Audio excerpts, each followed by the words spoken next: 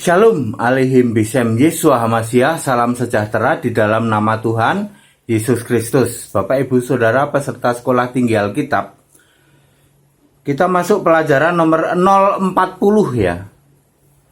Bilangan 14 ayat 1 sampai 38. Ini pelajaran nomor 040. Bilangan pasal 14 ayat 1 sampai 38. Ayat 1 sampai 4. Umat Israel pengen balik lagi ke Mesir. Sekarang kuisnya, kenapa ya? Umat Israel ini udah sekian lama kok pengen balik lagi ke Mesir. Ya, ayat 1 sampai 4 bilangan 14. Ayat 6. Yosua bin Nun dan Kaleb justru menganggap sebaliknya. Negeri Kanaan itu baik, negeri yang berlimpah susu dan madu. Kuisnya, mengapa alasannya Yosua dan Kaleb berani menghadapi masuk ke Kanaan? Ini masih lanjutan dari orang ngintip tadi ya, ngintip Kanaan ya. Menurut Yosua dan Kaleb, Kanaan itu nggak apa-apa, baik-baik aja, penuh susu dan madu. Sementara yang lain nggak bilang gitu. Berikan alasan mengapa Yosua dan Kaleb berani. Masuk aja yuk kita, berani kita. Kenapa? Beri alasan ya. Ayat 22. Hukuman Tuhan atas umat Israel di padang gurun.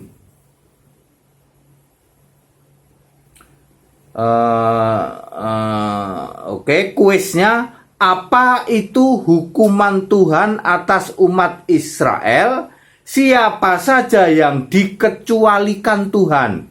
Sebutkan 2 orang. Ya. Oke.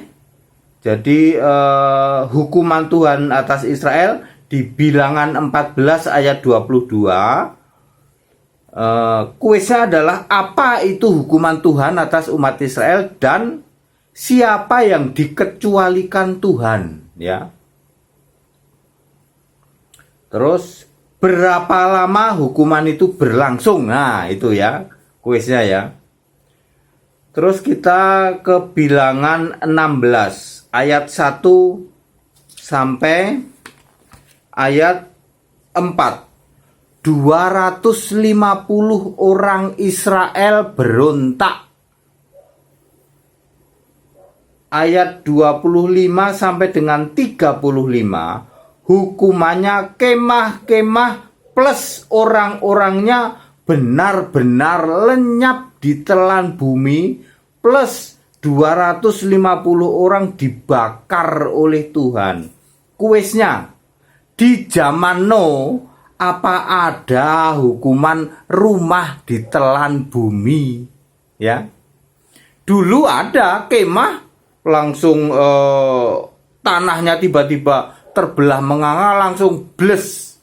Kemah-kemahnya itu tenggelam. Orang-orangnya yang lari dibakar, mungkin pakai api apa dari langit oleh Tuhan. Dibakar mati yang 250 tadi ya, yang memberontak tadi ya.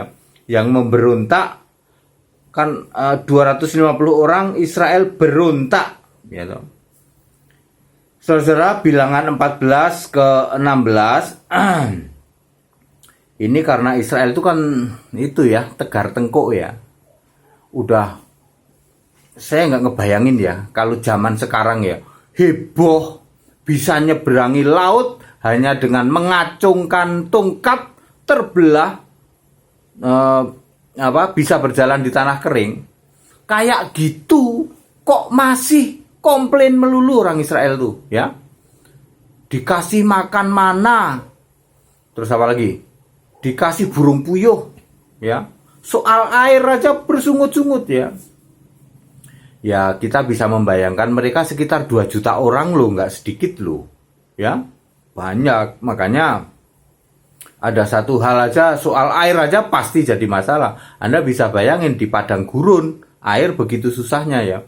Makanya Musa ini berat sekali ya. Termasuk di sini ada pemberontakan ya. 250 orang ini. Ya saudara-saudara ya. Coba perhatikan soal Kaleb dan Yosua ya. Yosua dan Kaleb ini ya, ini orang-orang yang sementara yang lain itu pada tawar hati melihat, waduh, negeri sana orangnya kuat-kuat, berkubu kuat-kuat, kita belum tentu bisa masuk Kanaan. Tetapi Yosua dan Kaleb tegar, ya, berani kita, ya, begitu ya. Terus tentu Allah itu konsisten. Jadi orang-orang yang itu dihukum, ya, yang ragu-ragu, ya, termasuk zaman Nuh loh, saudara ya. Ini saya bicara nyicil perjanjian baru ya. Iman itu kalau ragu-ragu, waduh, bahaya saudara ya. Di persimpangan jalan, aku ini mau nyembah Yesus apa mau nyembah siapa ya? Kalau Anda ragu-ragu, gawat loh saudara lu. Makanya berkali-kali saya menyampaikan kebenaran ini, kembali ke Alkitab. Alkitab itu tidak pernah salah. Ya. Imanmu harus pada Yesus. Dari dulu TUHAN huruf besar kan Yesus. Jadi siapa yang menyimpang dari Yesus dianggap berzina oleh Tuhan. Zaman Nuh, Anda tidak boleh menyimpang iman dari Yesus. Banyak tawaran ya. Tidak bermaksud menyinggung siapapun juga. Banyak orang Kristen yang tidak menyembah Yesus loh.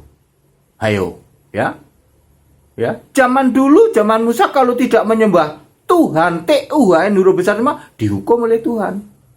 Ya, memang sekarang ini era kasih ya, kasih Allah betul. Ya, memang Allah zaman perjanjian baru tidak hitam putih atau tidak salah tak hukum mati, nggak begitu ya. Memang ini era grace ya, atau kasih, karena Allah itu panjang sabar ya. Saya ulang, banyak orang Kristen yang ternyata tidak nyembah Yesus sebagai Allah ya. Ya Yesus bukan Allah lah gitu ya. Lalu Yesus jadi apa? Yesus ya cuma Tuhan, tapi bukan Allah.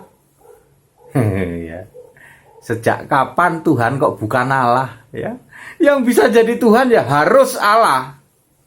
Ya. Demikian pula betapa pentingnya Tuhan menganggap siapa yang memberontak ya dihukum. Memberontak terhadap Allah loh ya, terhadap ketetapan-ketetapan Allah ya. Baik, itu pengajaran nomor 040 ya. Sudah masuk di kitab bilangan ya. Sudah saya sampaikan. Shalom aleihim bisem Yesua Mashiach.